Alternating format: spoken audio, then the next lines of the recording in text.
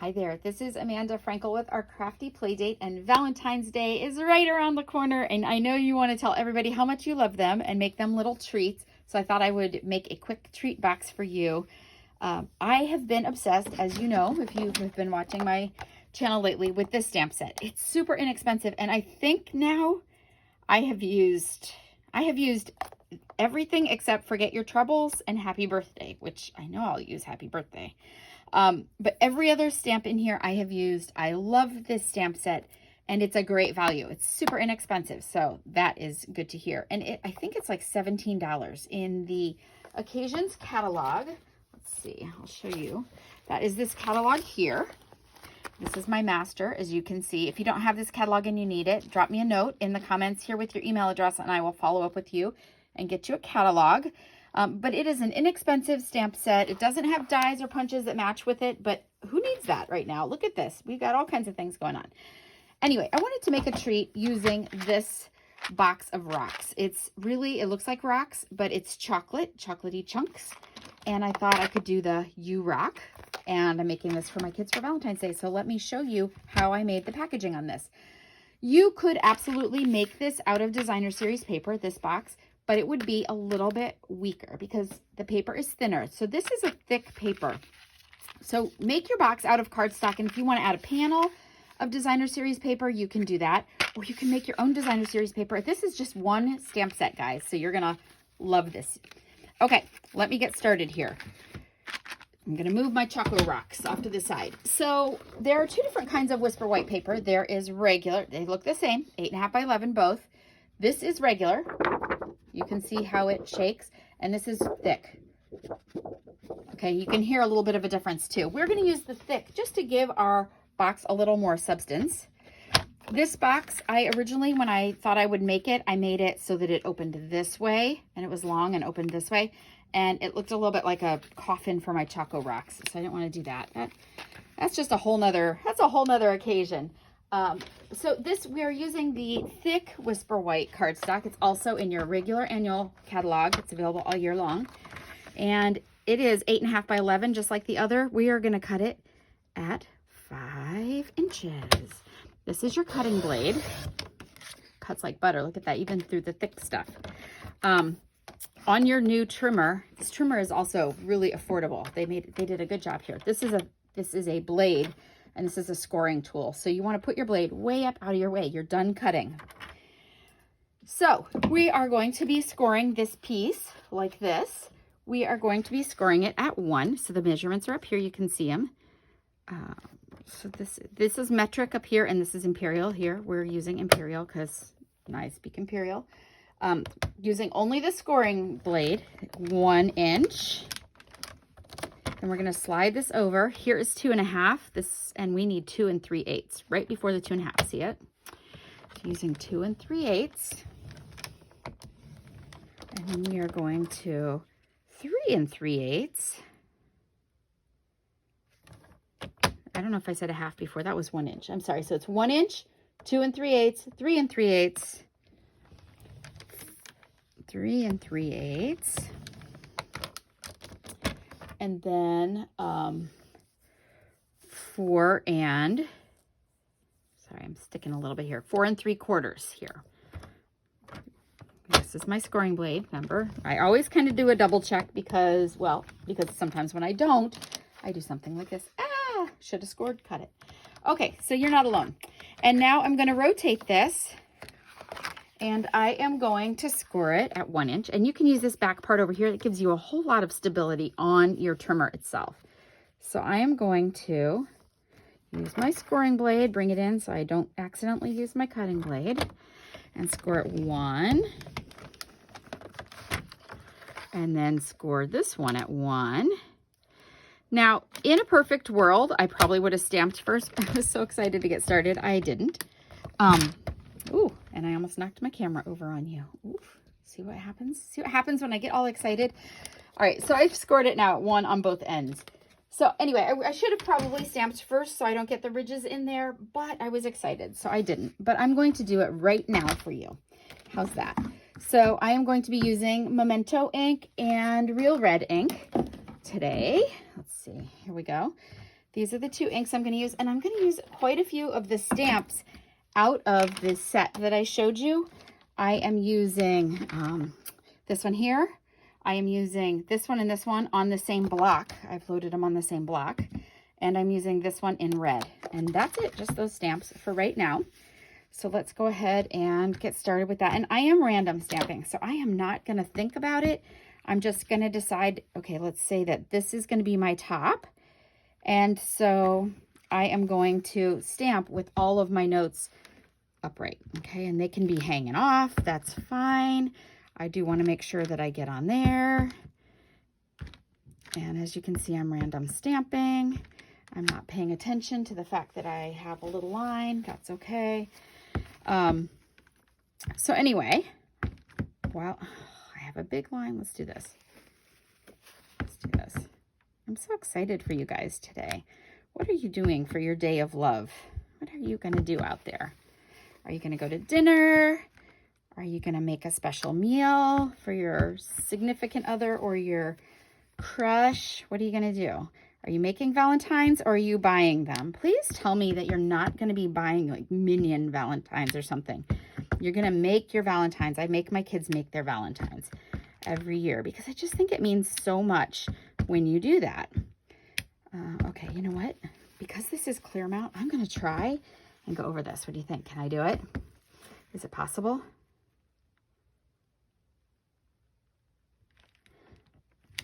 Well, that's pretty good. Not too shabby, and it will be near the bottom, so it's okay. All right, and now I'm going to random stamp the 2 notes. So start with your biggest note. When you are going to be random stamping like this, start with your bigger stamp and work your way down. That way you will always fit it in. If you start with your tiny stamp, sometimes you don't leave enough room, enough space for you to get your big stamps in there. Just like life, right? You stick your big priorities in your schedule first, and then you fill it with all the little filler stuff. You don't put your little things in and then try and cram in something super important. Like, oh, maybe I should get married in May. Oh, too bad. I already have a dentist appointment. Like, you don't want to do that. Okay. That's going to be on the bottom. It's going to be a cute bottom. Let me just tell you that. All right. Put my hand in it. I knew I would. And do I need one more? I do. I'm going to put one more right here. All right. So in general, when I'm stamping, I am leaning over. I'm doing 2 hands, straight down, straight back up. But because I'm kind of doing it quick and dirty so that I can show you how to put the box together, I am being kind of fast and snarky about it. Don't do this to yourself. Really stamp 2 hands, straight down, straight back up, and then you won't ever have these little messes that I'm going to cover. First, I'm going to go through and find all the little spots I made that I didn't mean. And I'm going to cover all those little opportunities for embellishment that I've made here. I'm going to get all those on here.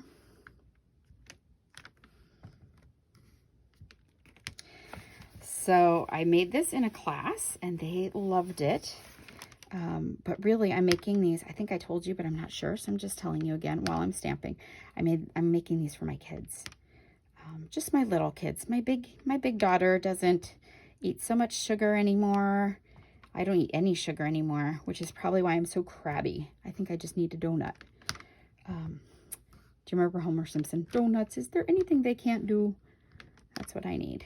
I need a donut. Oh, let's get that off there. Let's put our finger in it. Good. So you notice that every time I see a little boo-boo mark that I've made, I kind of stamp over it a little bit so that maybe it won't show quite so much.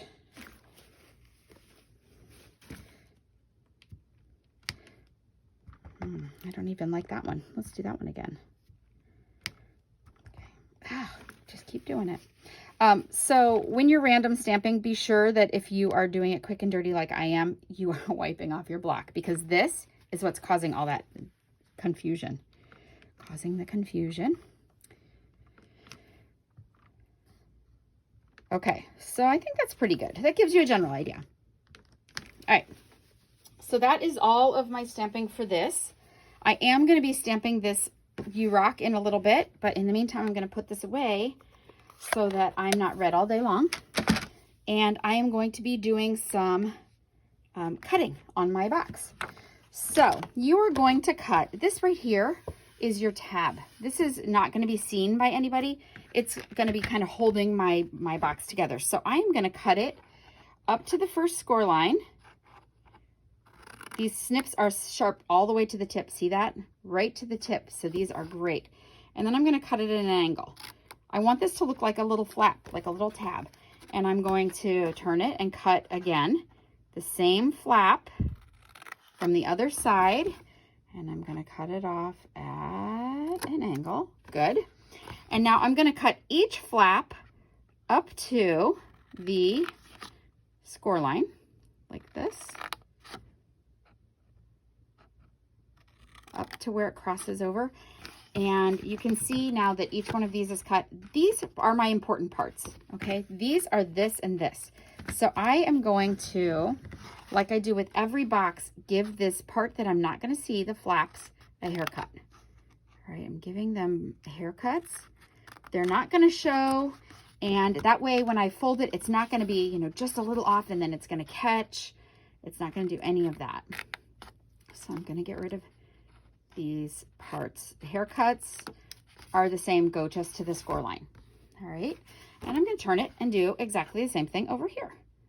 So everybody, haircuts for all my friends. Actually, I'm getting a haircut tomorrow, so I'm very excited about it. My hair is super long right now. All right, I was supposed to get one 2 weeks ago and had to cancel, which I hate to do because I've been going to the same person for years. I mean, she's seen me at my worst when I was pregnant with all of my kids, I think. I've probably been going, well, maybe not my first one, but I think I've been going to the same woman for so long. She's fabulous. And I had to cancel on her. Okay, I missed that score line just a little, so I'm going to cut it. It won't matter because it's part of that piece. All right, I'm going to do the royal sweep. Ready? Here we go, the royal sweep. Okay, off onto the floor. Okay, so my box now looks like this. I am going to start doing some score. Oh, before I score, okay, so this is the bottom of my box, and this is the top of my box, and the way I can tell is the way the notes are formed. I am going to cut these guys. I'm just going to stick my snips in and cut them halfway-ish and not even worry about if they're even. Don't pay attention to that. Don't measure it. Don't do anything because this is not going to show. It's going to be folded in. And the reason that I'm doing that is so that it's a really finished line here on the edges. Okay, so don't worry for 1 second about that. But let's glue it. Let's go ahead and glue that. I am using my, well, yeah, let's go ahead and glue it. All right. And I'm going to put the glue just on the underside of the flaps like this and fold them down and hold them. Give them a good pinch. Good pinch. Gotta hold them for a second so it catches, especially if you use too much glue like I just did. This glue does not require a lot. And then you are going to use your bone folder to reinforce all your score lines. So I'm going to fold this up and score it. Well, not score it, but burnish it really. Fold this one, burnish it with my bone folder. And whenever you're doing a box, you really do want to give it a good solid crease with your bone folder. You don't have to worry about being a little too rough with your paper because this is the thick cardstock, remember? All right, and now these are my flaps. These are my bottom flaps. All right, so before I'm going to do anything else, I'm going to turn back to my top and I'm going to use this punch. This punch is great. It actually punches 3 different things and we're going to actually use 2 of them. So we're going to round these corners up here so that it's smooth like this. Because it's hearts, it's kind of a natural thing that it would be smooth. It goes in kind of at an angle and your punch actually directs you exactly how it should go. So it's going to go in here and you have to fold this down, otherwise it's going to catch on your punch. It's not going to work. So you fold that in and you're going to punch like this. And you go straight down from the top. You don't push down on the corner.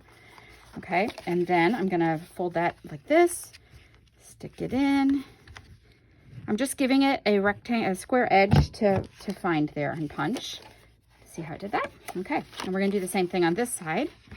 Give it its rectangular square edge here.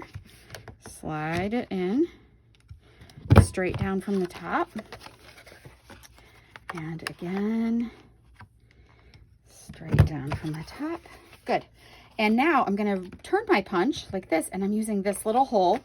And there is actually a line right here on your punch. So you can kind of center it. So I'm not going to measure where the center is. I'm just going to eyeball it. I'm using this line to go down the center of this as best I can, and straight down again, not from the side, and it's going to give that little punch. And again, using that line, sliding it in all the way, centering it as best I can, giving it a little pressure from the top, and there's my punch. So that's the top of my box. Royal sweep. Okay, and now I'm going to do the panels in my box. So let's do this here. I am going to put my glue right on my tab. I always tell everybody who comes to my classes in person, don't build your box in space, right? If you want a straight, steady line, you don't want to build your box in space. If I'm doing it up here, trying to get it even, it's going to be hard to do. If I do it down on my paper and I fold this flap in, where that score line is a natural fold. I'm just going to fold it over and give it some pressure right on the crease. I used too much glue again. I am using a lot of glue today. You don't really need to use a lot of glue. You could use tear and tape on that too. When you use a lot of glue, sometimes you do that. If you get too much glue on your project with this glue, it's going to stay forever because it's a multi-purpose glue. It's a wet dry glue. So you use this when it's completely dry. I'm just going to use this and it's just going to erase that glue. Look at that. It erases it right off there. So that's what I'm going to do. Okay. So top of box, bottom of box, fold in, fold in, fold in, and fold in. See how easy that is? I'm not going to glue those little side flaps because why? Too much work. Why work harder than you have to? And now I'm going to stand it up and I'm going to use my grid paper. If you can see right from the top, I'm using my grid paper and just putting it right on the lines so that I'm sure that I'm gluing it straight and not making a big, enormous parallelogram. Okay, look at that. So my box is pretty much made. I'm gonna slip my Choco Rocks in there. Do I love one side more than the other? Okay, so in general, I would say you can see the edge here. That was my seam. So I'm gonna make that the front. Oh, I didn't hold that long enough. Let's go back to holding this for a minute. Let's go back to not making the parallelogram. Okay, good. Okay, I'm going to slide my Choco Rocks in there. Awesome. And I'm going to start, I'm using two different ribbons on here. I am using this Whisper White seam binding. That's in the new catalog, the one that I showed you that says Master across the front. And then I'm also using this red that I think might also be in there. I'm not sure. It's the Stitched Edge satin red. It's very pretty. And this one's a seam binding. It's very light and fluffy. And I'm going to be using 11 inches.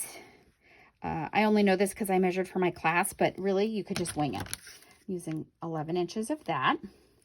And my red, since my red is going to be my bow, I'm actually not going to cut it off the spool until I'm ready to tie it. So let's get that out of the way. So with this white, what am I doing? I am all twisted here. Okay, so with this white, what am I doing? I am just making these things that hang down. And I am using the Designer Series paper that looks like this. As you can see, I've cut some off. So on one side, it is not shiny. On the other side, it is shiny. Please watch some of the other videos that I use this paper so you can see how it works. But this is the punch. It's in the new catalog too. You get two of these really heavy-duty punches. I say they're $36, and your stamp set would be $17. So this whole project is under 50, or it's 50, but then you get something awesome free too. All right, so I am going to just slide this scallop punch over my Designer Series paper and line it up. It is made to go together. Look how cute that is. So that's done. That side's adorable too, but I want to leave a space for it to say "You Rock." And then I'm also going to punch this paper. Can you tell we did this already? So this paper is super shiny also. Gonna get it in there, punch. And then I am also going to punch two pieces of real red of the same heart. And the reason that I'm doing this, again, Designer Series paper is a little bit thin. So I want to make sure that I'm giving it a little more substance, and it helps me trap my ribbon. See, my ribbon is actually trapped inside between those hearts. I got all kinds of things going on here. Let's start throwing some of these things out of the way. Okay, let's stamp first. So again, I'm using the You Rock stamp from the same set. I should put a Stampin' Pierce mat under it. I'm not going to, and you're going to say, oh, you really should have done that. But if I do 2 hands, maybe it'll help. 1, 2, 3. Perfect. Okay. Stampin' Pierce mat just gives you a better image when you're using that photopolymer, the super clear plastic stamps. All right. I am going to use some glue dots if I have them. Here I do. I'm going to use just 1 glue dot per edge of the ribbon.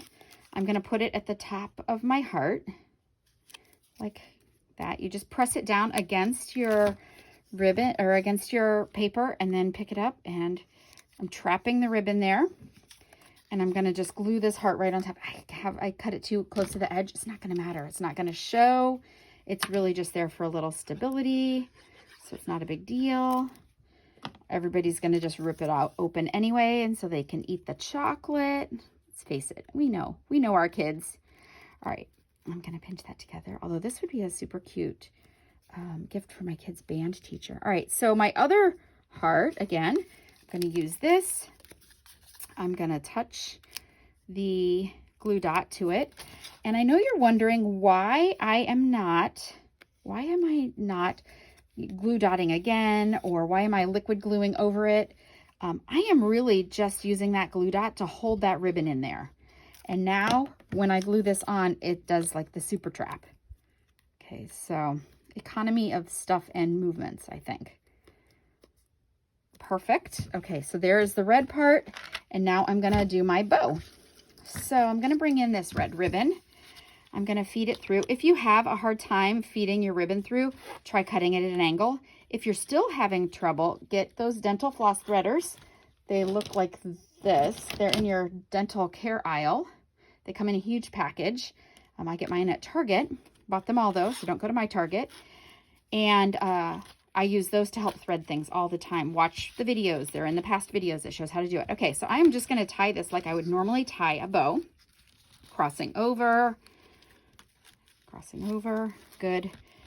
All right, now right here, I've done the first crossover part. Now I'm just gonna lay my hearts across here, make my loop, holding the white with my thumb, holding it down like that, going around, bunny around the tree, goes through the hole. I don't know what you called it when you were teaching your kids to tie their shoes. Okay, and so that is how that goes. If you have it circled around your back of your bow, you just pull it over. It's not a big deal. It'll just work its way through. Okay, and now that I've got my bow tied, and I'm sure that I used enough ribbon, now I will cut it off the spool. If you cut it off before you tie it, you're going to be doing that whole finicky finger thing where you're trying to get your bow to line up. All right, so I have my second U-Rock. So my little kids will have their very own Rocco chocolates, whatever they're called, and I am set.